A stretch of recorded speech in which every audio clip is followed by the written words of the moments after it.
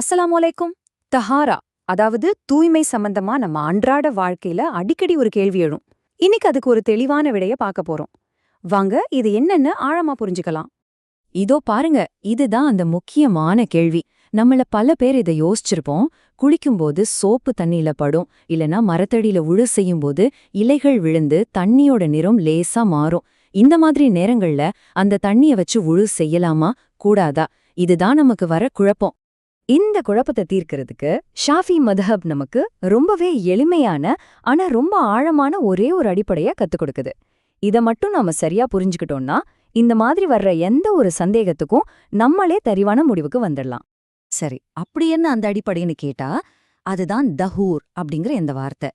ஒரு தண்ணிக்கு மத்தது தூய்மைப்படுத்துற சக்தி இருக்கணும்னா மக்கள் அது அதோட இயல்பான பேர்ல, அதாவது சும்மா தண்ணீர்னு தான் சொல்லணும்.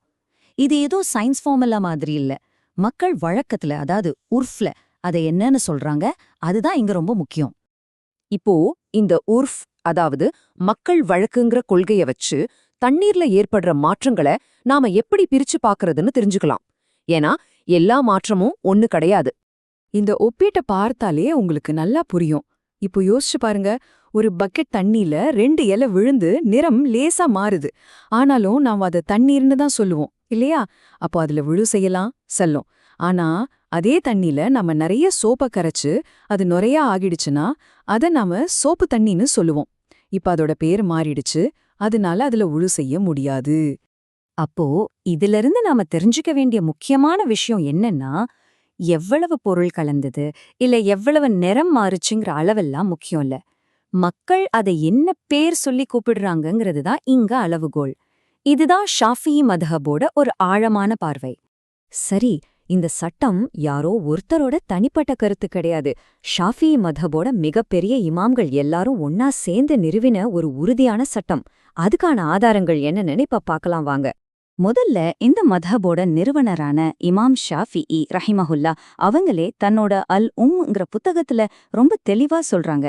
எப்போ ஒரு தண்ணி அதோட நீர்ங்கிற பெயரை இழக்குதோ அப்பவே அது தூய்மைப்படுத்துற தன்மையையும் இழந்துடுது. அடுத்ததா இமாம் நவவி ரஹிமஹுல்லா அவர்கள் இதை இன்னும் உறுதிப்படுத்துறாங்க. அவங்க என்ன சொல்றாங்கன்னா, இந்த விஷயத்துல மதஹபுக்குள்ள எந்த ஒரு கருத்து வேறுபாடுமே கிடையாதுன்னு சொல்றாங்க.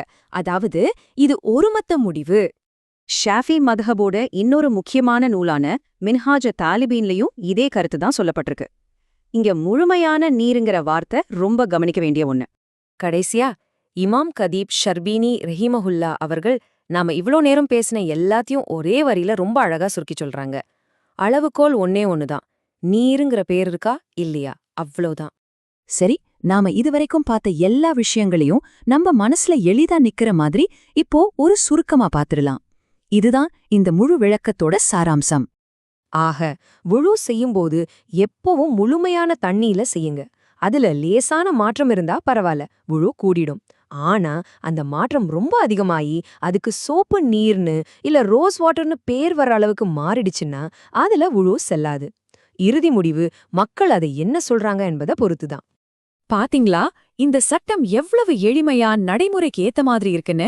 இது வெறும் பொருளோட அளவை மட்டும் பார்க்காம நம்மளோட பொது அறிவையும் மொழியையும் அடிப்படையா வச்சிருக்கு.